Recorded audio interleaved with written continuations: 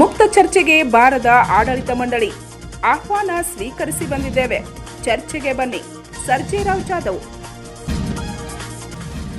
ಕಳೆದ ಕೆಲ ದಿನಗಳ ಹಿಂದೆ ತಾವು ನೀಡಿದ್ದ ಆಹ್ವಾನದ ಮೇರೆಗೆ ನಾವು ಮುಕ್ತ ಚರ್ಚೆಗೆ ಬಂದಿದ್ದೇವೆ. ನೀವು ಬನ್ನಿ. ನಮ್ಮ ಮೇಲೆ ಆರೋಪ ಮಾಡುವುದಕ್ಕಿಂತ ಅದನ್ನು ಸಾಬೀತುಪಡಿಸಿ.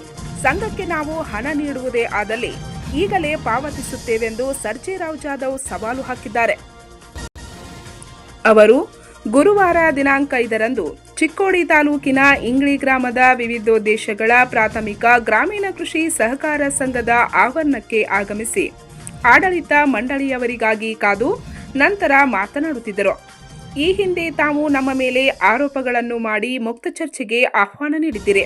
ಅದರಂತೆ ನಿನ್ನೆ ಬುಧವಾರ ದಿನಾಂಕ 4ರಂದು ಗ್ರಾಮದ ಬಸವೇಶ್ವರ ಮಂದಿರದ ಸಭಾಭವನದಲ್ಲಿ ನಡೆದ ಸಭೆಯಲ್ಲಿ ನಾಳೆ ಅಂದರೆ ಇಂದು ಗುರುವಾರ ದಿನಾಂಕ 5ರಂದು 2 ಗಂಟೆಗೆ ಸಂಘದ ಕಚೇರಿಗೆ ಆಗಮಿಸಿ ಮುಕ್ತ ಚರ್ಚೆಗೆ ಬರುವುದಾಗಿ ನಾವು ಜಾಹೀರುಪಡಿಸಿದ್ದೆವು.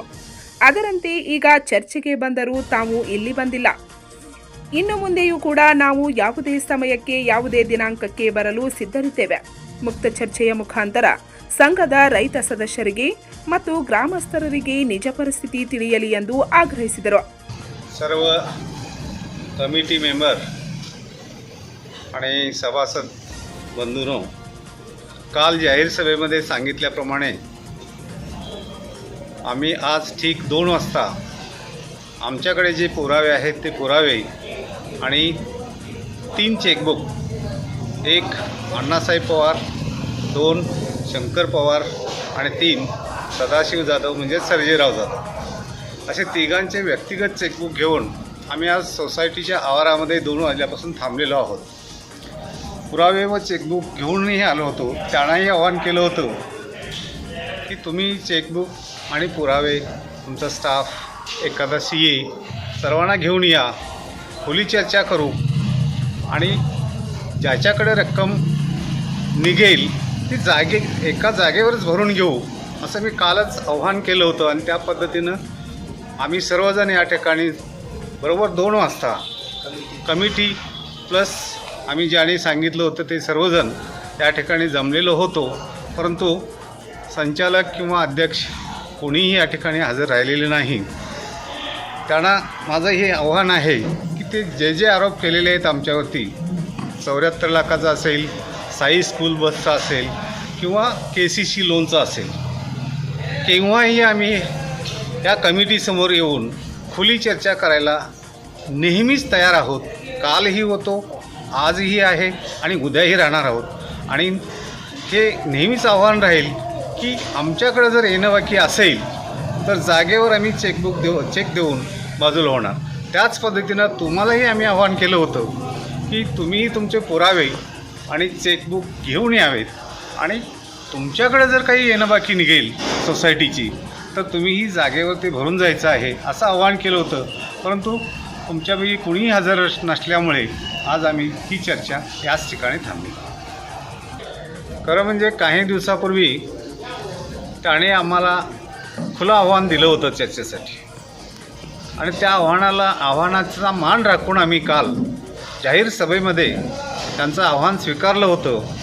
आणि या ठिकाणी आम्ही जी गावातील ज्येष्ठ लोकांची कमिटी केली आहे ती कमिटी आणि आम्ही या ठिकाणी बरोबर 2 वाजता दिलेला शब्द पाळायचा आणि आम्ही चेकबुक घेऊन आलो होतो. परंतु ते लोक का आले नाहीत या प्रश्नाचं उत्तर आमच्याकडेही नाही.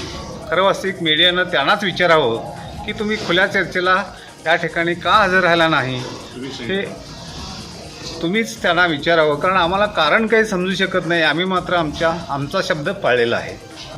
ನಾವು ಹಿಂದಕ್ಕೆ 2-3 ಸಲ ಈ ಮೀಟಿಂಗ್ ಆಗೋದಿದ್ದು, 3ನೇ ಮೀಟಿಂಗ್ 4ನೇ ಮೀಟಿಂಗ್ ಅದ. ಇಲ್ಲಿವರೆಗೆ ಎಷ್ಟು ಸಲ ಮೀಟಿಂಗ್ದಾಗ ಅವರಿಗೆ ನಮ್ಮ ಮೇಲೆ ಏನು ಅಪವಾದ ಮಾಡಿದ್ದೀರಿ, ಆ ಅಪವಾದ ಸಾಬೀತು ಮಾಡಿ ತೋರಿಸಿರಿ. ಮತ್ತು ಅದು ನಮ್ಗೆ ಸರಿ ಅನಿಸಿದರೆ ನಾವು ಬಡ್ಡಿ ಗಂಟೆ ಆ ತಾರೀಕಿಂದ ಇಲ್ಲಿ ತುಂಬ್ತೀವತ್ತು ಅವ್ರಿಗೆ ಹೇಳಿದೆವು. ಅವ್ರು ಯಾಕೆ ಬಂದಿಲ್ಲ ಇದು ಅವ್ರಿಗೆ ಬಿಟ್ಟು ವಿಷಯ.